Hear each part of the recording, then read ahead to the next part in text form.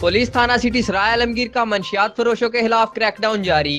6 मुल्जिमान को गिरफ्तार कर लिया। एक मुल्जिम से चर्स और दूसरे से शराब बरामद, जबकि बकिया 4 को शराब नोशी पर गिरफ्तार करके मुकदमात दर्ज कर लिए गए। तफसीलात के मुताबिक सैयद तौसीफ हैदर DPO गुजरात की हदायत पर और मुदस्सर इकबाल DSP सराय आलमगीर जेर निगरानी SHO थाना सिटी सराय आलमगीर फुरकान शहजाद चीमा ने मंशियात फरोशों और शराब नोशी करने वालों के खिलाफ भरपूर कार्रवाई करते हुए 6 मुल्जिमान को गिरफ्तार कर लिया। मुल्जिम अमानत हुसैन वल्द अब्दुल मालिक कोम बट सकना मोहल्ला शहीदा से चर्स और मुल्जिम इरफान उर्फ मानी वल्द हुदादा कोम राजपूत सकना राजा बाजार नंबर 1 से शराब बरामद करके कब्जा में ले ली, जबकि दीगर मुल्जिमान मोहम्मद अमजद वल्द मोहम्मद आरफ, कुर्बान अली वल्द मोहम्मद अकरम, साजिद वल्द रफाकत, इरफान वल्द अहमद अली, अकवाम उल्लाह सकना पुरानी जहलम को शराब नोशी करने पर गिरफ्तार कर लिया गया।